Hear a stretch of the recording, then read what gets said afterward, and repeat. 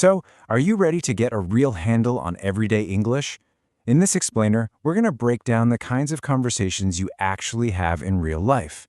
The goal here is to help you build that confidence to speak up no matter what the situation is. All right, here's our game plan. We're going to tackle 4 key areas. First, we'll start with the essentials. Greetings and just finding your way around. Then we'll shift gears to handling those common little problems that pop up at home. After that, we'll dive into the language you need for solid teamwork. And finally, we'll get into how to handle those awkward or tricky situations that life loves to throw at us. Okay, let's jump right into section 1, greetings and getting around. This is all about mastering the world just outside your front door. And it all begins with those very first words you say when you meet someone new. It really does all start with something as simple as this. When Mark and Lisa meet, their whole conversation kicks off with these basic friendly questions. Nice to meet you, where are you from? These little phrases are the absolute bedrock of any new connection. They signal that you're open, you're interested, and they really do pave the way for a real conversation to begin. But what happens when things aren't quite so simple? Let's imagine you're lost. It can feel pretty stressful, right? But the most important thing, truly, is just knowing how to ask for help in a way that's clear and polite. What's great is that we can break a moment like that down into a really simple 4-step process. First, you get their attention politely. "Excuse me" is perfect. It's respectful and it immediately lets someone know you need a second. Then, step 2, just state your problem clearly. "I'm lost." Third, ask for what you actually need. "Can you tell me how to get there?" And always finish up by showing you're grateful. "Thank you so much." See? Following these steps makes a tough situation so much more manageable. And this idea of being clear applies to all sorts of other daily tasks. Say you're shopping. Using simple, descriptive words helps you get exactly what you're looking for. Instead of just thinking, "a shirt isn't quite right," actually saying, "it's a bit too big," gives the salesperson the specific info they need. And that lets them find the solution, like a shirt that fits much better. Okay, on to section 2. Handling problems at home. Now we're taking those communication skills we've been talking about and bringing them inside to solve those little issues that pop up in our own space.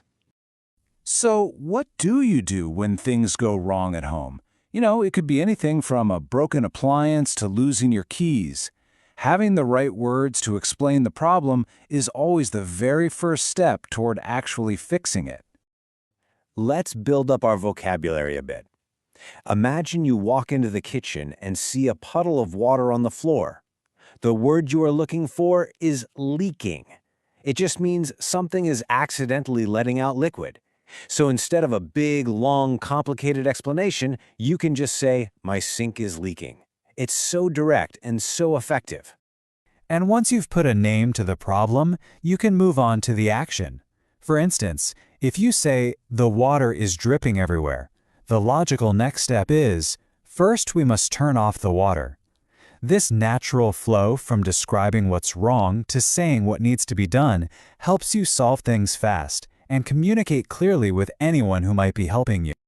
Oh, here is a stressful one we have all faced. "I cannot find my keys anywhere." The clock's ticking, you're already late, and that little feeling of panic starts to creep in.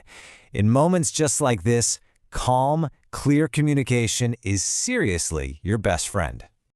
So how do you solve it? By logically retracing your steps.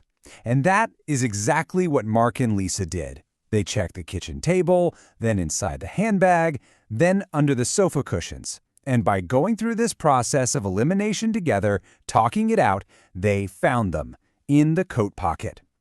It's a systematic search, and it's powered by simple conversation. All right, let's move into section 3, working as a team. For this part, we're going to shift our focus away from fixing problems and more toward building things together through good old-fashioned collaboration. It's such a simple truth, isn't it? Great teamwork absolutely starts with clear communication. It doesn't matter if you're coordinating a huge project at work or just figuring out what's for dinner at home. It all comes down to knowing who's doing what and how you can help each other out. Just look at how Mark and Lisa tackled dinner. It's basically a series of simple, direct statements that clearly lay out everyone's role. Mark will boil the water. Lisa will chop the onions. There is zero confusion, which means you get a delicious, stress-free meal at the end. And hey, sometimes teamwork is just about making a difficult job way easier and maybe a little more fun. As you can see right here, it definitely takes two people to wash a dog. Mark holds Buddy still while Lisa gets in there with the shampoo. They're working together to get the job done, even if it means they're all going to get a little bit wet. And now for our final section, dealing with tricky situations. Here, we're going to explore how English can help you navigate all those unexpected and, yeah, sometimes super awkward moments that life just loves to throw your way. Oh man, we have all been there. Lisa thinks she sees a friend, she gives a big wave, and then realizes it's a total stranger. That feeling, that I feel so embarrassed, is completely universal. And honestly, just being able to name that feeling is the first step to moving past the awkwardness. Okay, now for a real mini crisis. You dropped your phone in the toilet. That initial shot of panic is so real. But what do you actually do next?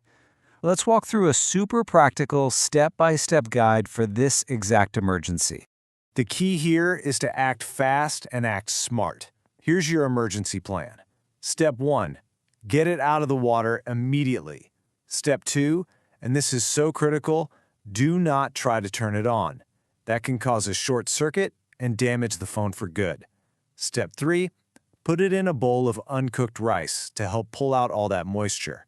And finally, step 4, you just gotta wait and hope for the best.